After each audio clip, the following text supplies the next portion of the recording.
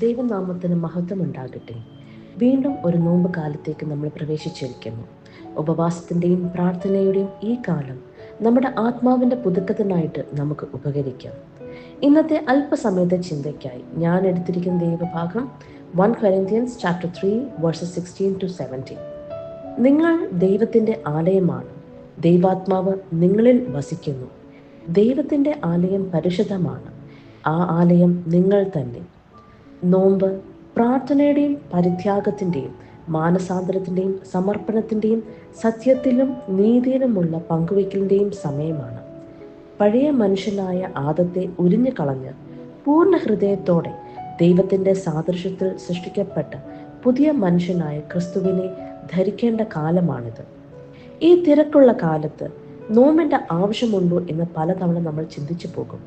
എന്നാൽ പ്രാർത്ഥനയാൽ നാം ദൈവസന്നിധിയിലേക്ക് നടന്നു അടുക്കുന്നുവെങ്കിൽ നോമ്പും ഉപവാസവും ആകുന്ന 2 ചിറകുകൾ കൊണ്ട് ദൈവസന്നിധിയിലേക്ക് നാം പറന്നുയരാം എന്നാണ് നോമ്പിൻ്റെ നമസ്കാരം നമ്മെ പഠിപ്പിക്കുന്നത്. ഈ നോമ്പ് നമുക്ക് കണ്ണീരോടെ പ്രാർത്ഥിക്കാം, സ്നേഹത്തിൻ്റെ ഭാഷയെ പുനഃസ്ഥാപിക്കാം എന്ന് പ്രാർത്ഥിക്കാം, നമ്മുടെ തലമുറയ്ക്ക് വേണ്ടി പ്രാർത്ഥിക്കാം, ഞാനിൽ നിന്ന് നമ്മളിലേക്കുള്ള വഴി നിർമ്മിക്കാം.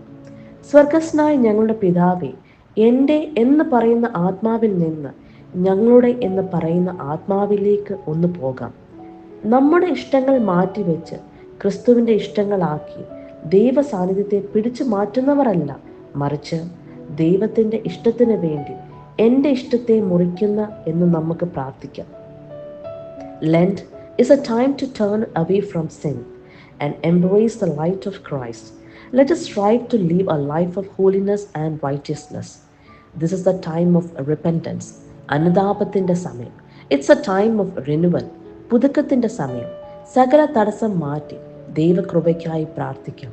Prayer during Lent focuses on the need for God's forgiveness. സഹിക്കുവാൻ വേണ്ടി സഹനങ്ങൾ ചിലർ ഏറ്റെടുക്കും. പക്ഷേ അത് യേശുവിനോട് ചേർന്ന് നിന്നാണോ? കുരിശു വഴിയിൽ ഉപേക്ഷിക്കുന്ന ഭീരുക്കളെയല്ല കുരിശിൻ്റെ നാഥന് വേണ്ടത്. ക്ഷമയോടെ പരാതികളും പരിഭവങ്ങളും ഇല്ലാതെ അതിനോട് പ്രത്യുത്തരിക്കുന്ന തലമുറയാണ് കർത്താവ് അന്വേഷിക്കുന്നത്. വചനം കൂടുതൽ പഠിക്കാനും അതിനൊപ്പം സാത്താൻ്റെ പ്രലോഭനങ്ങളെ വചനങ്ങളാൽ ഖണ്ഡിച്ച് യേശു ക്രിസ്തുവിൻ്റെ അധ്യായങ്ങളാൽ നമ്മുടെ ജീവിതത്തിൽ വചനം കൂടുതൽ വസിച്ച് വചനം വായിച്ച് നമുക്ക് വരുന്ന സകല തിന്മയുടെയും കണ്ണികളെ തകർത്ത് ദൈവത്തിൻ്റെ വചനത്തിൻ്റെ സാക്ഷിയായി ജീവിക്കാനുള്ള കൃപ നമുക്ക് ഓരോരുത്തർക്കും ലഭിക്കട്ടെ എന്ന് പ്രാർത്ഥിക്കുന്നു.